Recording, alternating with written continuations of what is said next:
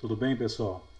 O professor vai fazer essa gravação para finalizar então o nosso conteúdo, né? Ficou faltando só um pedaço aí da nossa aula, síncrona, e o professor então vai gravar aonde nós paramos no Google Meet, tá ok? Então, para quem for assistir essa gravação, o professor está parando, aliás, eu estou dando continuidade da onde nós paramos na nossa aula síncrona. Então, faltou só um pedaço, aí o Google Meet ele já aspirou, né, já finalizou o seu tempo e o professor está fazendo essa gravação, tá? Para ficar aí para todo mundo estudar quando vocês tiverem condições, né, de dar uma analisada aí nesse material. Pessoal, nós vamos então começar a nossa aula falando um pouco a respeito das proteínas, né? Então nós vimos na nossa aula síncrona que as proteínas na verdade um conjunto de vários aminoácidos e que esses aminoácidos eles vão se ligando, né? Principalmente através do grupo amina com o grupo carboxina, chamado de ligação peptídica. Então a ligação peptídica é uma ligação que vai unir os aminoácidos formando uma cadeia de monômeros de aminoácidos, de vários tipos de aminoácidos, que corresponde à proteína. Então, proteína é um tipo de substância orgânica formada a partir de vários tipos de aminoácidos, que vão unindo um no outro, formando então as proteínas. Como os aminoácidos são moléculas formadas por carbono, hidrogênio, oxigênio mais nitrogênio, por isso que as proteínas são chamadas de substância nitrogenada, elas então, existe o agrupamento da amina, que é o NH2, com o grupo carboxila, que é o C-OOH. Então nós dizemos que há um encaixe nessa ligação peptídica entre os dois grupos funcionais. Alguns exemplos de alimentos que nós produzimos no campo ou que de certa forma está envolvido nas altas concentrações proteicas, o professor destaca, né? O feijão. O feijão, em 100 gramas de feijões, 10,8 corresponde às proteínas.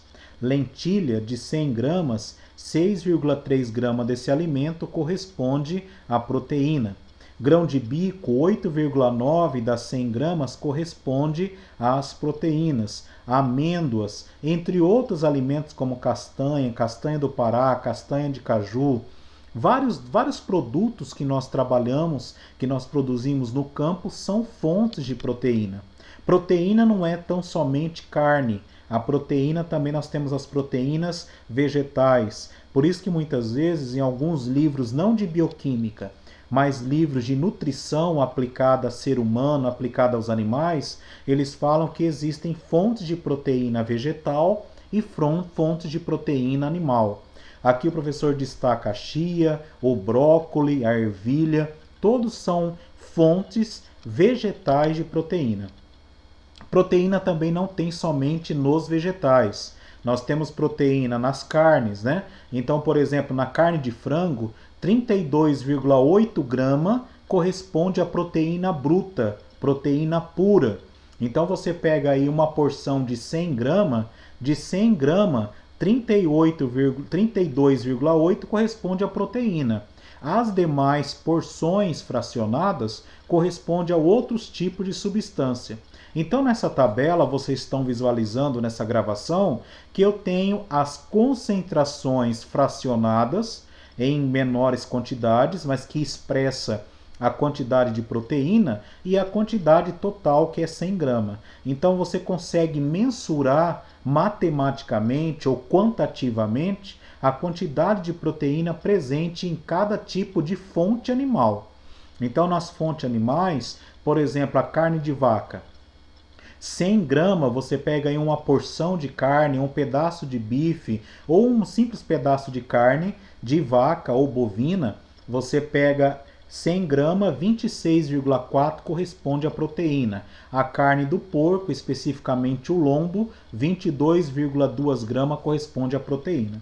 Então são fontes nutricionais muito importantes na nossa dieta, como na dieta dos animais. Então existem proteínas vegetais e animais. Então existem proteínas de fontes ou de origem vegetal, como existem proteínas de fontes de origem animal.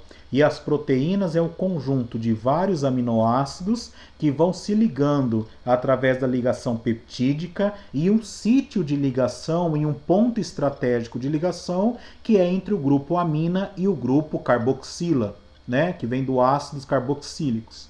As proteínas elas estão sempre estruturadas de uma maneira mais simples ou de uma maneira já mais formulada. Então existem proteínas que apresentam em forma de fibra, como no caso do colágeno. O colágeno é uma proteína fibrosa, fica em forma de uma linha retilínea, como tem a hemoglobina ou a mioglobina, que são proteínas já enroladas.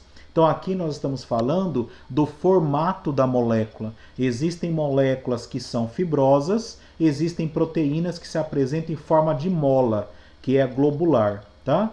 Então, a proteína é o conjunto de vários peptídicos ou vários aminoácidos que dão origem a essa biomolécula tão importante como a biomolécula nitrogenada, que são os aminoácidos e proteínas. As proteínas fibrosas apresentam cadeia peptídica mais em formato aí de corda, né, como se fosse uma corda, e a globular já em formato de esfera.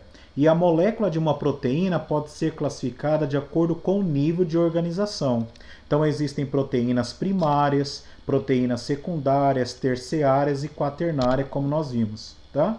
Então aqui nós temos as estruturas das proteínas. O colágeno seria essa primeira proteína em forma de uma fibra. Existem proteínas do DNA que apresentam em forma de uma hélice e existem proteínas já mais enroladas, né? Já mais globulares, no caso de proteínas na forma de mola, que vai dar sustentação a outros tecidos. Bom, as proteínas elas têm diversas funções e dentre as funções da proteína, nós temos as proteínas que atuam como enzima. Então, as enzimas são proteínas específicas que fazem parte do processo metabólico nas plantas e nos animais. Então, as enzimas elas acabam atuando na quebra, na catálise de uma molécula. Então, o processo metabólico, como nós já vimos várias vezes, ele é dividido em anabolismo, quando uma molécula está sendo formada, e catabolismo, quando uma molécula está sendo quebrada. As enzimas, ela quebra a molécula na maioria das vezes. Então ela faz parte da catálise. Ela é um agente catalisador. Ela acelera reações químicas no processo metabólico que nós temos. Então alguns exemplos de enzima: a lactase, ela quebra a lactose. A amilase, ela faz a degradação do amido. A clorofilase, ela quebra a clorofila. Então, cada tipo de molécula vai ter uma proteína para trabalhar com ela, seja na sua formação, que é um anabolismo, ou seja na sua quebra. As proteínas estão envolvidas com a contração, com a estruturação de músculo. Então, o exemplo que nós temos é a proteína chamada de miosina e actina. É um tipo de proteína que dá sustentação muscular para os animais, tá? Assim como a elastina dá sustentação para a pele, assim como a creatina dá sustentação para fio de cabelo, para casco de animais, para unhas do ser humano. Então as enzimas elas acabam atuando não só como a estrutura enzimática, mas também atuam como a estrutura muscular.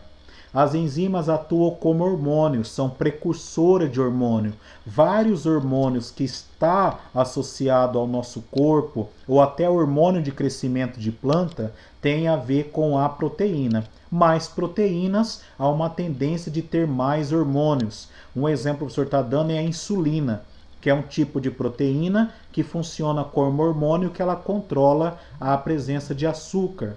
Os anticorpos é um tipo de proteína de defesa. A coagulação está associada à fibrina, ao fibrinogênio, que faz estanqueamento de sangue. A hemoglobina é um tipo de proteína que oxigena os tecidos, que carrega o átomo de ferro ou íon de ferro. A hemoglobina é a proteína que dá a cor vermelha do sangue.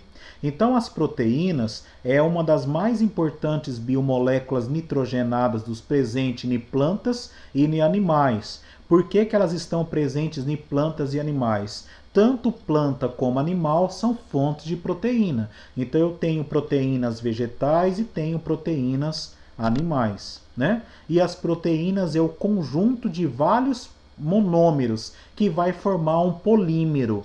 Então, proteína é a união de vários aminoácidos que vai formar uma molécula de proteína. E a ligação que une esses aminoácidos, como eu já falei, é chamado de ligação peptídica. Então são polímeros, né?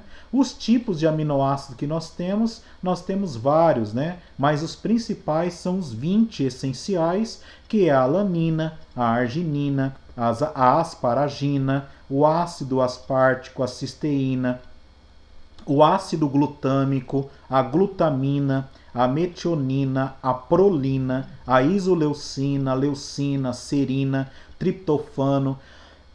Todos esses aminoácidos, se unidos, eles vão sintetizar ou formar proteína.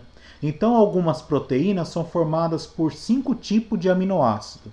Outras proteínas somente por 2, mas isso vai unindo no outro, né? Vai ligando no outro, igual esse desenho esquemático aqui, ó.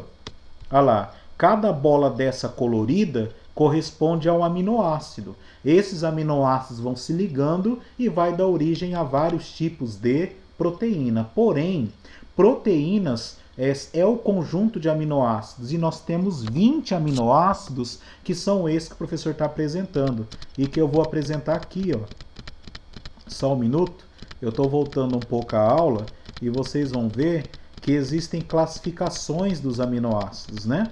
Ó, aqui nós temos os aminoácidos são divididos em 2 grupos. Os aminoácidos essenciais é obtido pela alimentação e os não essenciais são sintetizados dentro do próprio organismo. Os não essenciais são todos esses que vocês estão vendo: glicina, alanina, serina, cisteína, tirosina e assim por diante. E os essenciais são esses: fenilalanina, valina, triptofano, treonina, lisina, leucina. Todos os essenciais nós obtemos esses aminoácidos pela alimentação, tá? Essencial, nós precisamos nos alimentar para obtermos esses aminoácidos, tá? Aqui está a fonte dos principais aminoácidos, ó, e todos eles têm origem em vegetais, né? Então, quando nós ingerimos o vegetal, nós estamos aqui analisando os tipos de aminoácidos presentes, né?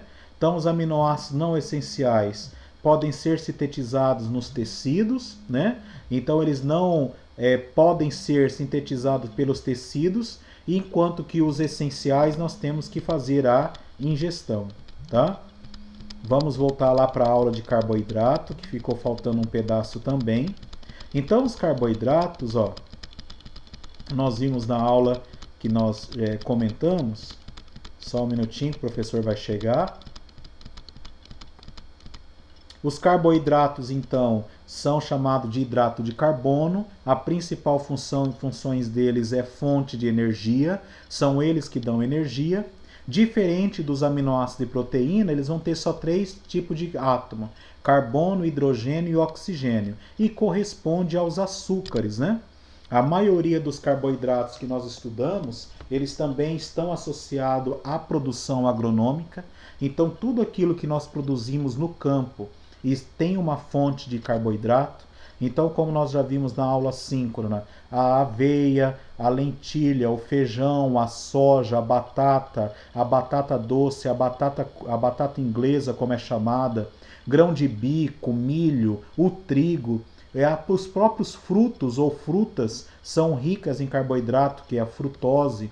Então, tudo isso nós já comentamos na aula síncrona. Para quem perdeu a aula síncrona, tem outras fontes de aula gravada. Eu não vou repetir tudo novamente que eu já falei na aula síncrona, tá?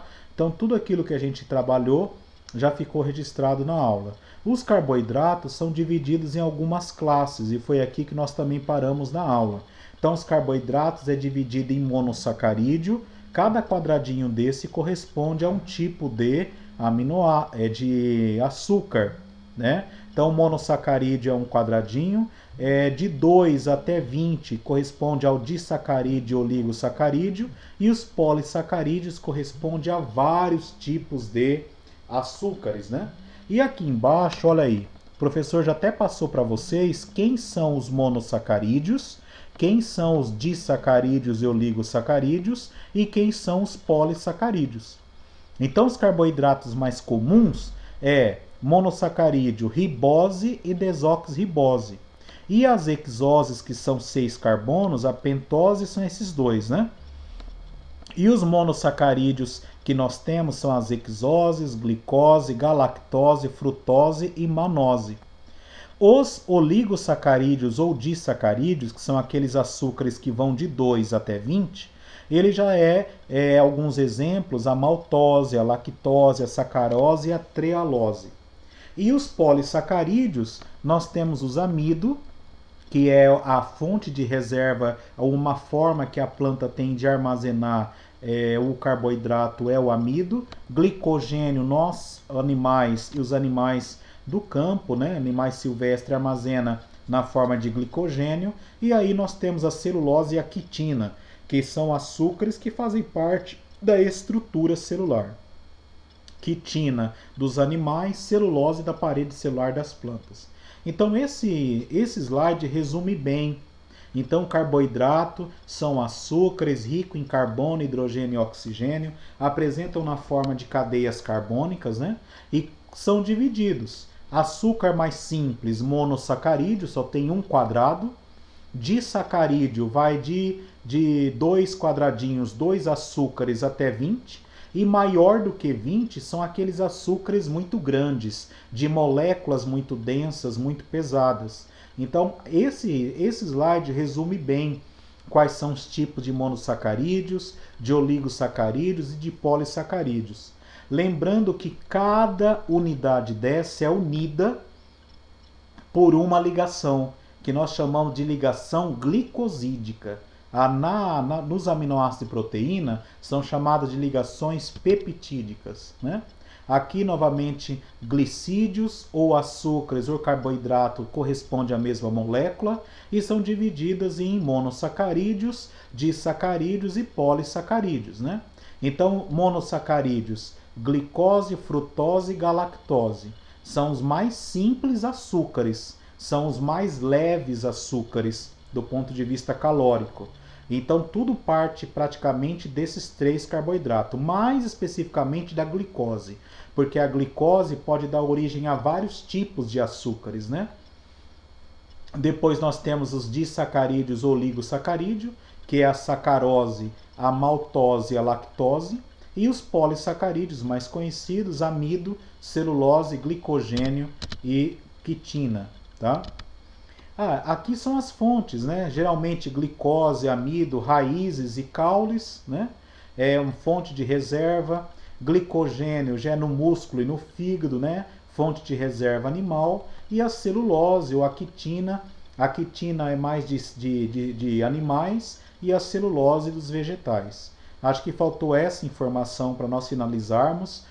Carboidrato, né? A sacarose é a união da glicose com a frutose, você forma a sacarose. A lactose é a união da glicose com a galactose, que dá origem à lactose, que é o açúcar do leite. E a maltose é o açúcar de todo cereal, de todo grão, que é glicose mais glicose, dá origem à maltose. Então, nesse slide aqui também, acaba de certa forma trazendo várias informações que vocês vão utilizar na resolução das atividades dessa semana, né? Então, novamente, quem são os polissacarídeos, os monossacarídeos, os oligosacarídeos, quais são os tipos, né?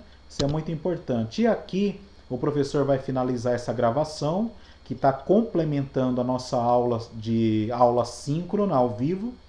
Como o professor comentou na aula, não existe apenas glicose e frutose, existem vários tipos de açúcares, mas todos eles vocês não veem nitrogênio. Enquanto que aminoácidos e proteínas existe nitrogênio na cadeia carbônica, nos carboidratos não tem nitrogênio. Carboidrato tem só carbono, hidrogênio e oxigênio. Então aqui nós temos a sacarose, a fórmula molecular da sacarose, a fórmula molecular da lactose, lembrando que a galactose e a glicose formam a lactose, glicose junto com frutose forma a sacarose, glicose mais glicose resulta numa maltose. E as ligações são ligações glicosídicas. Ligação peptídica é lá nos aminoácidos e proteínas. O professor está finalizando essa gravação, vai ficar no Moodle. Para quem quiser assistir quantas vezes achar necessário, vai ficar essa gravação para a gente finalizar então a nossa explicação que ficou faltando lá na aula síncrona, porque o Google, o Moodle, né? Não, perdão, o Google Meet, ele tem um tempo, ele me deu um tempo lá, não sei porque ele não estava fazendo isso. Eu deixava até 1h30 de aula, agora ele está tendo um tempinho aí só de 50 minutos. Então, para complementar a nossa aula, eu fiz essa gravação de mais 22, 25 minutos, tá ok? Então agora eu vou passar essa aula para o YouTube e vou colocar no Moodle para vocês assistirem, tá ok? Bom estudo. Na quarta-feira à tarde vocês têm o tempo de bioquímica para trabalhar os exercícios e na sexta-feira de manhã. Na quinta-feira de manhã eu volto a fazer mais um encontro ao vivo, encontro síncrono com vocês, tá ok? Qualquer coisa eu estou no WhatsApp e eu também coloquei no grupo do WhatsApp um podcast, um áudio explicando a matéria, tá bom? Vocês podem ouvir quando vocês quiserem. Até mais, pessoal!